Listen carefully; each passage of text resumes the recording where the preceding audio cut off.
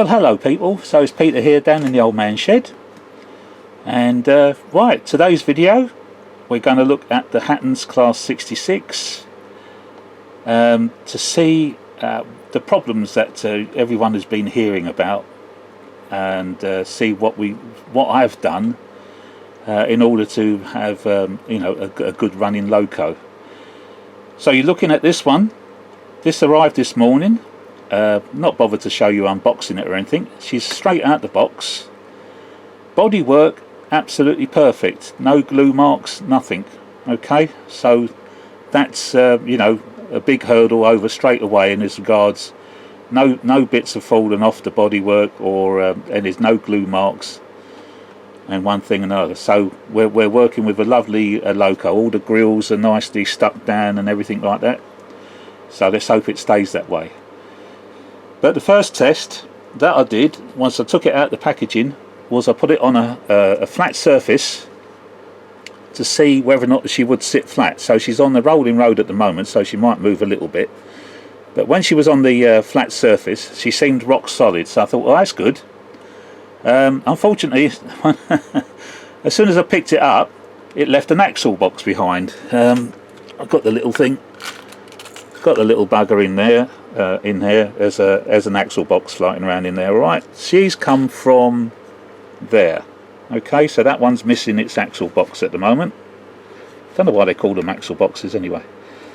Okay, I've not got a chip with it yet, so everything I'm going to be doing to it is just going to be using a 12 volt, you know, is it 12? 9 volt battery. Right, so as soon as I touch the terminals to the tracks, and I've already done it just to check. I know the lights at each end are working at the moment as it is on DC. Hopefully that still will work when I put a chip in it. But for now, all I've got to do is touch the rails and we'll see what she's running like. So let's have a look. So he says, trying to get the things to work, get the battery on the end of the thing. And there we are, we got the wobble. Okay, now you can either persevere and run this thing to take the battery off so it doesn't you've got a choice now. Maybe glue the axle box back in, put it on the track and run it and run it and run it, because the thing that's giving the trouble is these side pieces, which I'll show you in a second. This is hopefully what I'm going to be showing you on the video. Being a separate part that's separately applied. So what I've always said, you've got the axles, you know, you've got the actual bogies, they're fine, they're brilliant, but it's when they put this side piece in, it takes away the accuracy of the bogies, because it doesn't line up with the wheels once the wheels want to sit on a track or any flat surface, and I'll be showing you that in this video. So for now, as I said to you, you can either carry on and keep on running it, and because it's plastic on plastic, eventually they probably will find their own little groove, but that could take quite a long while, and all I'm going to do is I'm going to short circuit that scheme. So what I'm going to do now is I'm going to take the other axle boxes off, literally break them out there, things, before they fall off anyway, in case they do, and then I will do something to these side frames, and I'll show you how these side frames come out. So this possibly will be of benefit to Alan of Dragon Junction, because I know he's got one. It's a Christmas present, so he's not allowed to use it yet, but when he does, if there is a problems like what this one's had, you know, and if he's got the same, at least by looking at this video, hopefully Alan, you'll get to see what it is you got to do. So I'll be showing you what I do to the axle box frames, and then also later on I'll show you how the loco body comes off. Okay, so that's what we're going to be doing. So I'll show you now how I get the other axle boxes off. So let's reposition the camera. Right, okay, we're back again. Right, so guys, so I'm committed to take the other axle boxes off, even though they're stuck on. I'm going to snap them off, and I'll show you the way hopefully that this will work and how I'll do it. That's the other thing about the axle box. You see there's a lot of movement side to side, so they don't always sit flush with the wheel, but it helps me because what I'm going to do now with my thin tweezers, get underneath the axle box and give it a little bit of a jiggle, and hopefully it will snap it off. There we are. So afterwards, yeah, you've got to clean off the excess glue from the back of the axle box. The little, I don't know, I don't want to keep calling these axle boxes, but anyway, so there's glue to be cleaned off of this, and you will also need to clean where it was sitted onto the on the wheel itself, because that's got glue still left of it. So that's one more to go on this bogie. Underneath again, because she's sticking upright. Oh, that came off virtually with no resistance whatsoever, so she was about to fall off. Okay, she's now free. There's the side frame, the dreaded side frame. Put my tweezer inside, pull down, pull down, pull down. Okay, how was that? There is the offending article, guys. Okay, there's your wheels. Your wheels will move still, just like any other bogie system and everything. Yeah, they won't move freely because they've still got stuck on the other thing. So get rid of the excess glue around the peg. See, this peg is not long enough. If they made it a bit longer, you would have a chance with the axle boxes sticking on them, you know. But as it is, it's a tiny little stump. And at the end of the day, what the problem is, the holes that you can see against my thumb there, hold on, yeah, that round hole there does not line up centered. When that wheel wants to move on the track, it wants to rise a little bit. This does not allow it to rise unless you do what I'm going to do, which is just going to shave away a bit of this plastic, just give it a bit more room. While we're looking at this, right, you see this lovely straight edge here, and you can see there's a moulding of a spring. Can you see that? I hope you are. Yeah.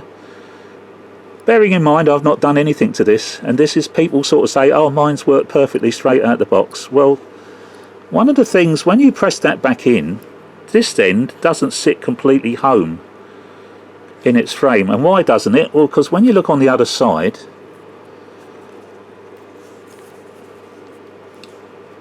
trying to get this, there's a lovely flat edge.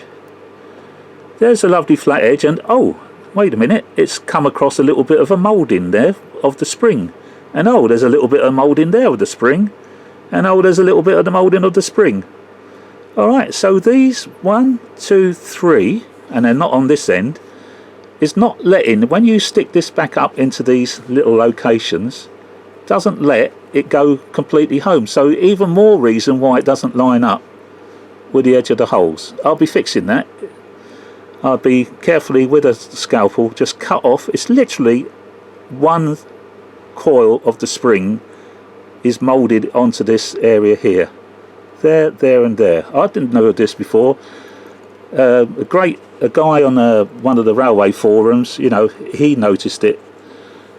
This side is absolutely fine. It's all completely flat. And I'll tell you what I'll do. I'll show you now, right, because this is all it does. It pushes back up. You get it back in there. Alright. Push it in. Push it in. Push it in. Right, so you see there, can you see, hold on, no, not really, sorry guys, it's not very good on the camera, I know. This has gone all the way, if I push up on that, that's gone all the way up, right? If I push on that, that's not got all the way up because I can see a bit of that flat edge here. So that side is gone. You see it's disappeared. You've got nothing but the spring showing you there. On this one, and I notice it's very hard, I can't push all the way up. And that one doesn't push all the way up. There's a little bit of the flat edge is showing here.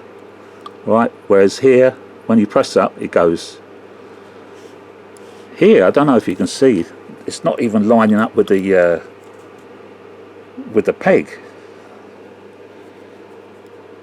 Anyway, so that's just one of the reasons why it doesn't help lining up. But that's all it is, you see. Just little pegs on the top, yeah. And they push into where it is on the side frame there. That's where it pushes up into. Get it behind there and push up. Don't want it in a moment. I'm going to go through the rest of this and take this off, and then we're going to run it and see if it wobbles without that being on there. So let's have a look and see what happens there. Be back. Right, we're back again. I have taken all the axle boxes off. I left the side frames on as it is at the moment because that doesn't matter at the moment. They don't interfere now with the bogies, okay, because the bogies are free to do what they want to do, i.e. sit nice and squarely on a little rolling road or the track, and it's all sitting as it should do on its own axles. So it had the wobble before. I'm going to put the battery to the tracks and we'll see if she wobbles. Absolutely rock steady, and if you don't believe it, it's running. There's the wheels moving. Okay, proof is in the pudding. Job done. There we are. So the side frames are still in place. I haven't done anything, only because I want to know where they come out from. I'll do them one at a time. But look at that, absolutely solid. So you got now a choice, guys, because the price that these are being sold by Hattons now, if your bodywork like this one is absolutely perfect and you're running DC at the moment, you wouldn't even have to chip it. Okay, you ain't got a driver. I will be putting a driver in, so I always have to take the body off because I put drivers in my locos. So I've got the fun of that, and fun and games of that to come yet. But if it was you, you got your Hattons 66. You're taking the axle boxes off. She's running absolutely fine. If you can live without rotating axle boxes, just cut them down a little bit because they're long. Yeah, cut them down, and then just stick in place of on the end of that frame, and that's the job done because she's running absolutely fine. No wobbles, nothing. If you got your Hornby, if you got your Bachmann, they don't have rotating axle boxes, and you've been living comfortably with those for a long while. Yes, when this one come out, it was going, it's got all singing, all dancing, this, that, and the other, and the price well, even then the price wasn't really what it should have been for all the whistles and bells, but it's had so many issues. Unfortunately, it's got a bit of a name. But here you are. They've reduced the price now. I've taken off the axle boxes and she's running absolutely fine. Job done. Stick the axle boxes back on so they don't rotate, and you've got a great looking loco, and as I say, the price that they're selling them for, cheaper than the Bachmann's, cheap, just a little bit dearer than the Hornby, but with this one you're going to have the working lights and all the rest of it. So there you are. So now what I'm going to do, I'm going to take out eventually one at a time these frames and open up the holes. I'll show you what I do to do that, but I won't show you on all of them.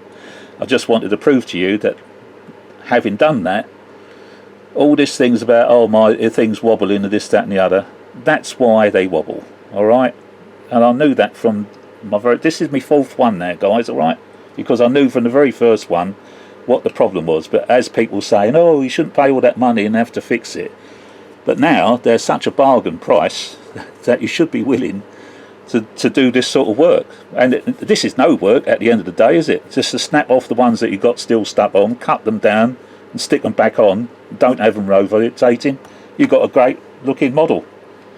Alright, so that's well worth it, isn't it? I hope you all don't go out and buy it now, because I'll still want to get a few more. So don't go buying them all up. But no, I'm running out of liveries, to be honest, guys, because I'm doubling up on my liveries, and I've got my big large loco, and I've got my C-Mex one, already got a GBRF in Europort colours, which is doubling up with the Bachmann. This is doubling up with the Bachmann one, but it's absolutely, I've got it because it's modern era. You know, this is the latest direct rail services scheme. EWS colours, the Hattons doesn't match my Bachmann and Hornby EWS colours, so I didn't go for an EWS. Plus they're getting rebranded with DB Schenker. I've got a red DB Schenker 66. Maybe I'll get the other, you know, Bachmann Hattons Schenker 66. I don't know. Right, I'm going to show you what to do to open up the side frames, and I'm very, very fortunate. I've got a fantastic little tool that does exactly what I need. So let's have a look. Back again. So got this one side frame out at the moment. Now I'm very lucky that I own a Dremel, and in one of the accessory packs with the Dremel was this tool, and I don't know what it's actually called, but you can see what it is. It will mill away, or it will burr away what you screw into. I've got a handheld drill. I'm not going to do it with anything electrical. I want to be in control and do it carefully, but with circular motion this will mill away the excess plastic that I want to remove, and the beauty is it's the perfect size what I want. Alright, so once I start going through there, once I've gone through there with this, just by screwing it carefully, and I'm not going to show you doing it on camera, I want to do it, you know, make sure I do a good job, but that's basically what I'm doing. Alright, so once that tool, and you will have to, if you've got a drill, you just got to go a little bit bigger than that hole. So this won't mill, this won't do any damage to the outside moulding. It will literally just open up that bit of plastic, and that gives, when I stick the axle boxes back on, basically shortcutting the wear and tear that you know, if you're prepared to let the axle boxes wear its own groove into this structure, which it may do eventually because it's plastic working on plastic. So, but I'm short-circuiting that, and I'm just going to open up the hole, and that gives it that little bit of room. When I've done it all again, I will prove it to you. I will run it to see if it wobbles. So for now I'm going to open up 3 holes. I'm going to go back. There we are, you can see it better now. You see this spring? Can you see? This is the flat thing. You can see how that intrudes onto this flat rail. It's not there, you can see that's nice there, isn't it?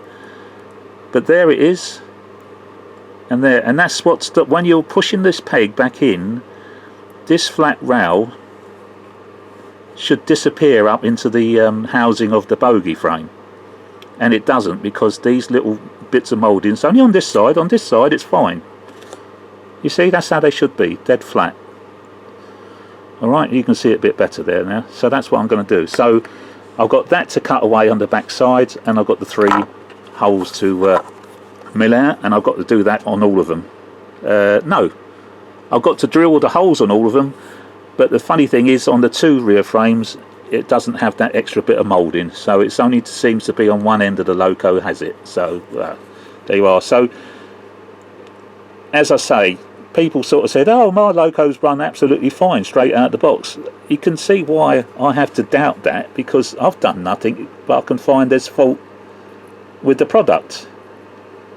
And yet people are telling me, oh, mine's run all right, okay, I've never had to do anything for it. Yeah, it's funny that they only show pictures. They never actually show a video of their supposedly loco running absolutely perfectly fine, isn't it? There you go.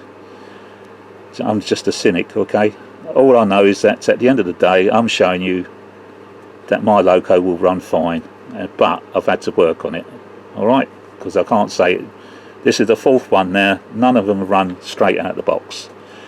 But this little thing, as I said to you, if you're going to stick the axle boxes, you cut them down, just stick them back in there, you're going to have a good running loco. You just won't have moving axle boxes, but if you're prepared to live with that, there you go. Right, so this is now, for me, is going to be quite a bit of time now, because I'm going to be working on this, and I'm going to be cleaning up the axle boxes and cleaning up the wheels and sticking the axle boxes and sticking this back in, sticking the axle boxes back in, giving it a little run, so hopefully I can try and get them centered, because that's all the work you've got to do. It's a bit of a palaver. I can't really show you that on video, but what I'll do at the end, hopefully when it's all done, then I'll have another video, and then we're looking at body removal. Okay, so that's what we got to do now. I'll be back.